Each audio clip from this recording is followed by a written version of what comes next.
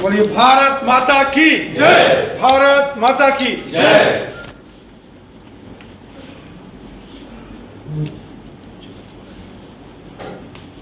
भारत रत्न श्रद्धेय अटल बिहारी वाजपेयी साहब की पुण्यतिथि के उपलक्ष्य में हम सभी परम श्रद्धेय परम पूजनीय श्रीमान अटल बिहारी वाजपेयी साहब को अपनी श्रद्धांजलि भेंट करते हैं, उन्हें शत शत नमन करते हैं, कोटि कोटि वंदन करते हैं। साथियों, हम सब जानते हैं श्री अटल बिहारी वाजपेयी साहब केवल भारत देश के ही नहीं बल्कि दुनिया के अंदर बहुत ख्याति प्राप्त नेता थे, जिन्होंने लगातार देश के संसद के अंदर और संसद के बाहर हमेशा राष्ट्र हित में बहुत बड़े बड़े कार्य किए।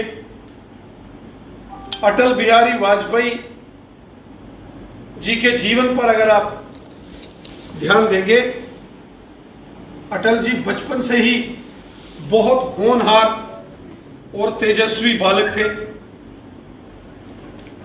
उनके पिताजी बहुत विद्वान व्यक्ति थे। बाल्यकाल से ही संघ के कार्यकर्ता के रूप में श्रद्धेय अटल बिहारी वाजपेयी साहब ने काम किया, हम सब जानते हैं। और कॉलेज के समय की उनकी वो बातें हम सब ने कई बार पढ़ी है, सुनी है कि जब श्रीमान अटल बिहारी वाजपेयी साहब कॉलेज में पढ़ते थे कानपुर के अंदर, तो सुबह पहले एक साइकिल को लेकर उसमें साइकिल में अखबार रखते थे और कानपुर नगर के अंदर वो अखबार डिस्ट्रीब्यूट करते थे। और जब अखबारों का वितरण होता था, उसके बाद जो महीने के उससे जो उनको पैसे मिलते थे, उससे वो अपनी कानपुर के अंदर पढ़ाई करते थे और वो अपना सारा खर्चा वहां से निकालते थे।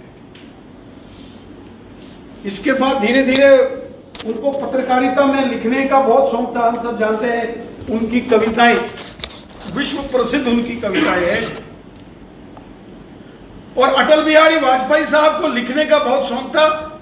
ये जो पंचजन्य, जो बहुत बड़ा साप्ताहिक पत्रिका आज भी निकलती है, इसके मुख्य संपादक के नाते से भी स्वर्गीय अटल बिहारी वाजपेयी साहब ने काम किया। स्वदेश नाम की पत्रिका निकलती थी, उसके लिए काम किया और हमेशा राष्ट्रवादी विचारों को आगे बढ़ाया मजबूती के साथ।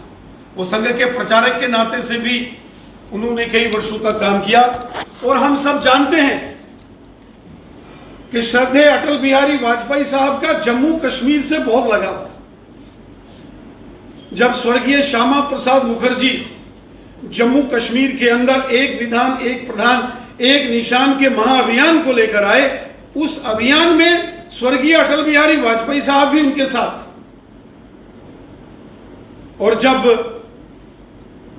माधोपुर से लखनपुर की ओर आना था, तो श्यामा प्रसाद मुखर्जी बिना परमिट के, क्योंकि उस समय देश के अन्य भागों को से किसी को भी अगर जम्मू कश्मीर आना पड़ता था या जम्मू कश्मीर से किसी को देश के अन्य भागों में जाना पड़ता था, उनको परमिट चाहिए होता था, पासपोर्ट टाइप व्यवस्था थी।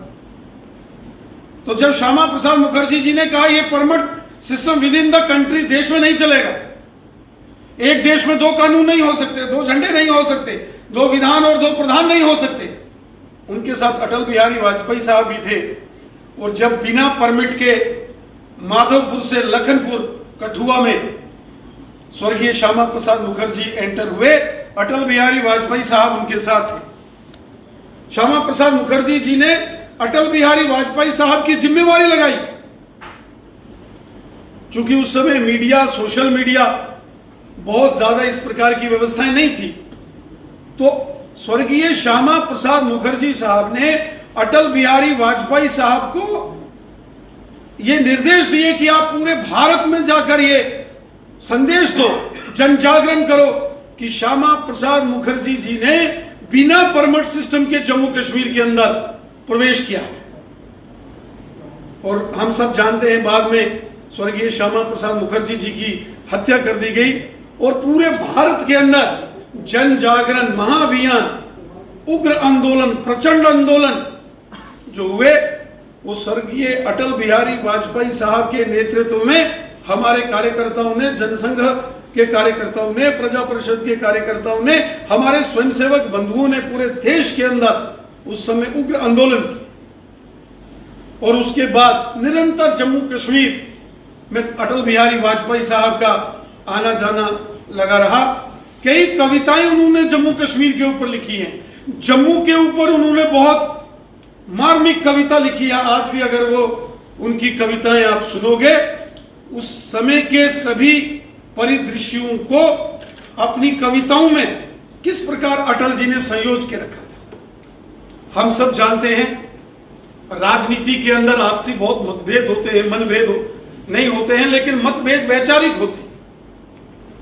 अटल जी इस प्रकार की एक महान शख्सियत थी कि जिन्होंने पूरी दुनिया के अंदर लोकतांत्रिक मूल्यों को और लोकतांत्रिक मर्यादाओं का क्या महत्व है, ये संदेश, ये पैगाम अटल जी ने दिया और अटल जी ने सबको सिखाया। अटल जी हमारे देश के राष्ट्र पुरुष हैं।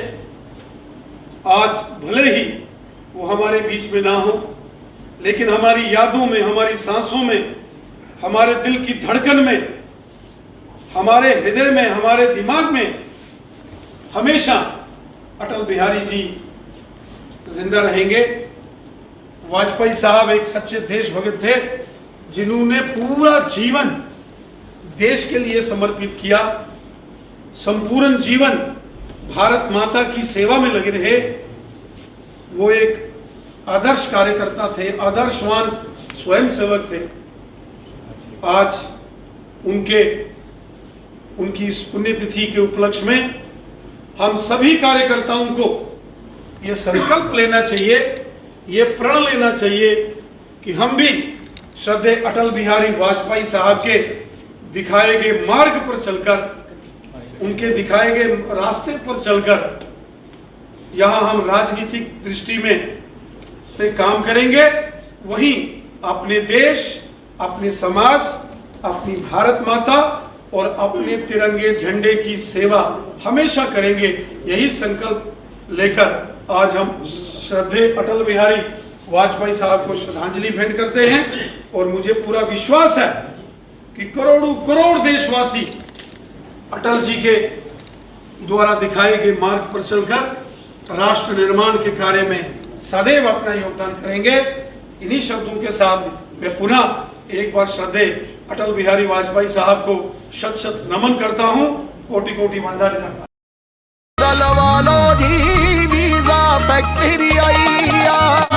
ऑस्ट्रेलिया होवे या अमेरिका, हर कंट्री हर मुल्क दा जल्दी वीजा लवा लो जी, वीजा कभी बेड सोने के अलावा खेल का मैदान होता है, खाने की मेज पर खाने के अलावा अपनों का साथ होता है। इसीलिए तो हम कहते हैं कि एक मकान घर तब बनता है जब वो KS फर्नीचर से सजता है।